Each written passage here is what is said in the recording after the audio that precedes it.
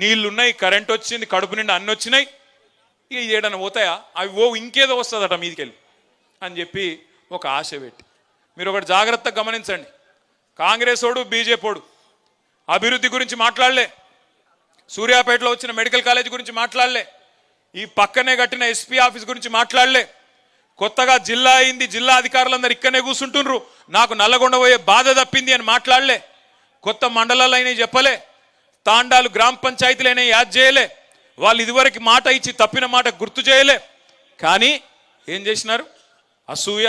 స్థానిక సర్పంచ్, ఎమ్మెల్యే దాకా కూడా కాదు, సర్పంచో ఎంపీటీసో జెడ్పీటీసో ఆయన ఇల్లు చదువుకుంటే కూడా చూసినావురా బగ్గ సంపాదిస్తుండు వీడు, ఈ ఎమ్మెల్యే ఎంత సంపాదిస్తుండో, ఇటువంటి ఇచ్కం బుచ్కం మాటలు మాట్లాడి రాష్ట్రంలో అందరి సంపద పెరిగింది.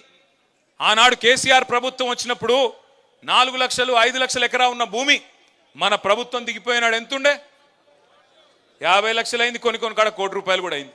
మరి అందరి సంపద పెరిగినప్పుడు ఒక టీఆర్ఎస్ సంపద మాత్రం పెరగొద్దట, ఒక టీఆర్ఎస్ సంపద పెరగొద్దు, కాంగ్రెస్ ఉంది పెరగాలి, బీజేపీ ఉంది పెరగాలి, అందరు బాగుపడాలి, కానీ టీఆర్ఎస్ వాడు తెల్లంగా వేసుకుంటే మాత్రం మంచిది కాదన్నట్టు విషప్రచారం చేసినారు. కేసీఆర్ అహంకారం అని, దొరాని, ఇదని అదని అడ్డం పొడుగు మాట్లాడి, యూట్యూబ్లో పనికిమాలిన చెత్త మాట్లాడి, పనికిమాలిన తిట్లని తిట్టి, ఇష్టం వచ్చిన విష ప్రచారం చేసి ఇవాళ అదే యూట్యూబ్ వాళ్ళని గుడ్డలు కూడా తీసుకొడతా అంటున్నాడు ముఖ్యమంత్రి. ఏ యూట్యూబ్ని అడ్డం పెట్టుకొని ముఖ్యమంత్రి అయిండో ఈ సన్నాసి రేవంత్ రెడ్డి, ఇవాళ అదే యూట్యూబ్ వాళ్ళనట గుడ్డలు కూడా తీసుకొడతారట ఆయన దగ్గరికి వస్తే. అంటే ఆయన కాడికి వస్తేనే అన్ని గుర్తొస్తున్నాయి. ఇదివరకేమో ఎవ్వరికి ఇక భార్యలు లేరు, పిల్లలు లేరు, ఈయనొక్కలకే ఉన్నారట. ఇదివరకేమో ఎవరిని పడతావాలని ఏది పడతానొచ్చు.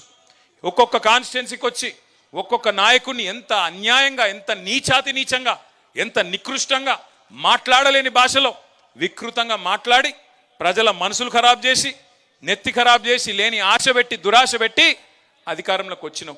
ఇంకా ఘోరం ఏంటంటే నేను ఆ డిప్యూటీ సీఎం మాట్లాడుతుంటే నవ్వాలనో ఏడవాలనో తెలియదు.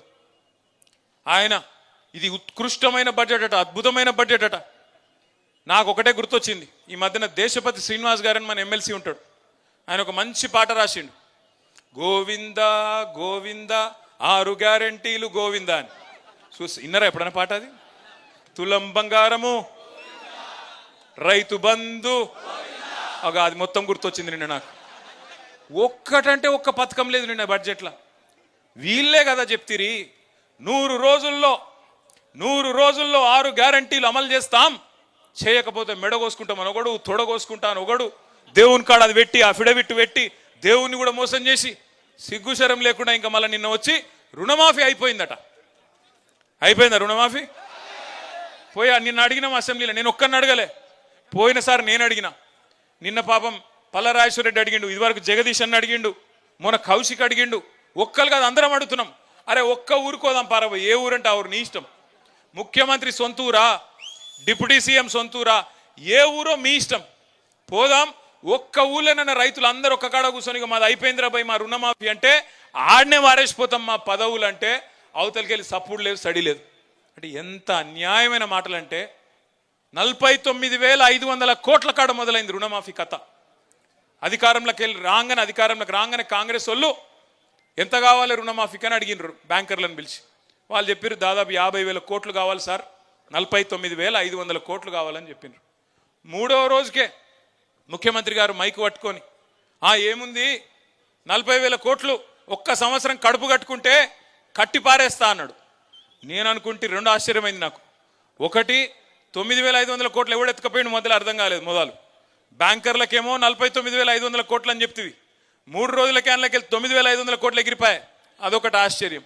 రెండవది ఒక సంవత్సరం కడుపు కట్టుకుంటే 40,000 కోట్లు వస్తాయట. ఇది మాకు తెలియకపోయా, 10 ఏళ్ళు ఉంటే కూడా మాకు తెలియకపోయా. అంటే 40,000 కోట్లు ఇచ్చేస్తా అన్నాడు ముఖ్యమంత్రి గారు. తెల్లారో మర్నాడో క్యాబినెట్లో పోయినారు. క్యాబినెట్లో పోయి మళ్ళీ క్యాబినెట్ ఏం ఆమోదిస్తుంది? 31,000 కోట్లు ఇస్తున్నాం రుణమాఫీకి అంటారు. మళ్ళీ 9,000 కోట్లు ఎగిరిపోయింది హుష్ కాకి. ఆడికెళ్ళి అసెంబ్లీకి వచ్చింది మా బట్టన్న ఓ బ్యాగ్ పట్టుకొని వచ్చిండు. ఇక బ్యాగు చూడంగానే పాపం రేవంత్ రెడ్డికి పాత జ్ఞాపకాలన్నీ గుర్తుకొస్తున్నాయి అనుకుంటా. పాత జ్ఞాపకాలన్నీ పాపం ఉన్నాయి కదా, మంచి మంచి జ్ఞాపకాలు. సో ఆ బ్యాగు పట్టుకొని చూస్తే, ఆ బ్యాగ్ ఓపెన్ చేస్తే ఏమున్నది, బ్యాగు తెరిస్తే 26,500 కోట్లట రుణమాఫీకి. ఇది పోయిన సంవత్సరం చెప్పిన మాట, పోయిన బడ్జెట్లో. ఈ బడ్జెట్లో ఏం చెప్పి నెరికేనా, 20,000 కోట్లు కట్టేసినా అయిపోయింది రుణమాఫీ అంటాడు. ఎక్కడ 50,000 కోట్లు, ఎక్కడ 20,000 కోట్లు, మధ్యలో 30,000 కోట్లు ఎక్కడ పోయినాయి?